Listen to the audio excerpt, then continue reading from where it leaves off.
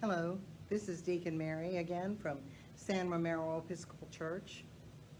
During this season, we are studying together The Living Well Through Advent by Scott Stoner and team. And this year, the topic, as you know if you've been listening, is about patience. Something I think we can all stand to spend a little bit more work on.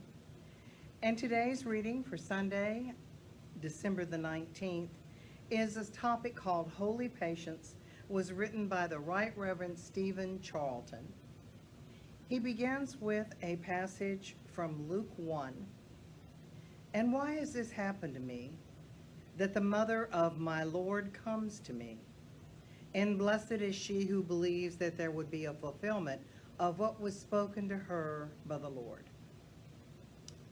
When you suddenly recognize that your life is about to change, do you ever find yourself saying what Elizabeth says, and why is this happening to me?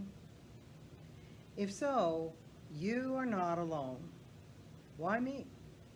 Most people have asked that question at some point in their lives. We ask it when we are surprised by what we take to be good fortune. We ask it when we are confronted by our own fragility. We ask it when we receive a gift or when we face an illness. In many ways, why me is the Advent question. Advent is the season of questions because it is the season of expectations. What will happen? When will it happen? And perhaps most of all, why are we a part of it? Deep change presents us with the graphic reminder that we are not in control of life. Things happen that we can neither predict nor prevent.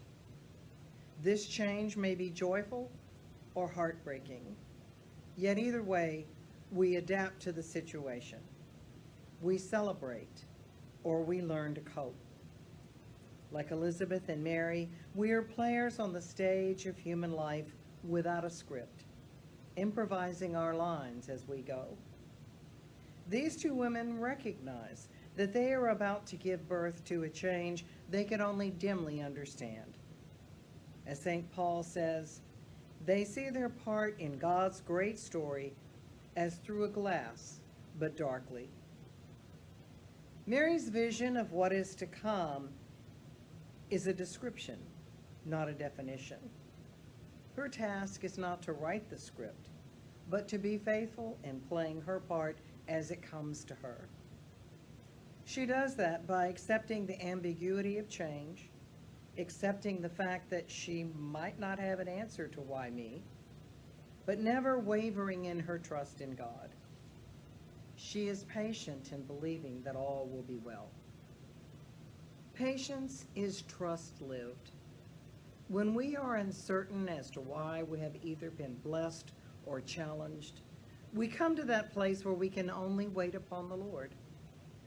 Whether life brings us moments to rejoice like a baby dancing in the womb, or presents us with challenges we need to adapt to with all of our coping skills, we trust that we are never alone on the stage. We are confident that God is with us. So confident we can abide in holy patience. Time itself becomes our expression of faith. We know that even if we do not fully understand the unfolding play of which we are a part, we will. In the meantime, like Elizabeth and Mary, we trust in God with a trust that is patient with God as God is impatient with us. I try to remind myself every day of what kind of patience Jesus had with us when we were here on earth. And sometimes when I'm reading scriptures, I just stop looking at that verse and I contemplate how unbelievable it is that Jesus, in his work with disciples, particularly, because that's what I consider you and I, a disciple, how patient he was when we said or did foolish things.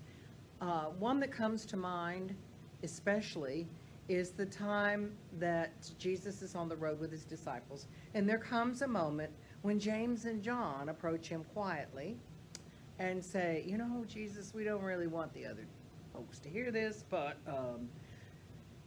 we would like to have those really good seats when we get to heaven, and one of us wants to be on the right and one of us wants to be on the left, and we'd kind of like to sew that up now.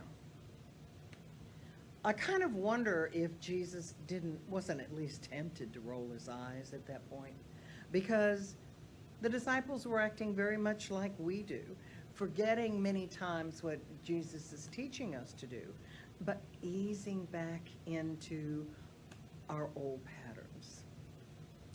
And holy patience is what Jesus practiced the whole time he was here on earth, when he was walking in a direction that he knew we would understand eventually, but not right now. And that he would just have to take us where we were and realize that sooner or later we would understand as we look back.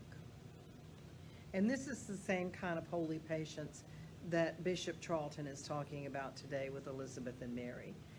They know it's going to be very important. They know it's going to be life-changing. And like many of those kinds of events, it will both have sorrow and joy. But they trusted in the Lord. May we do also.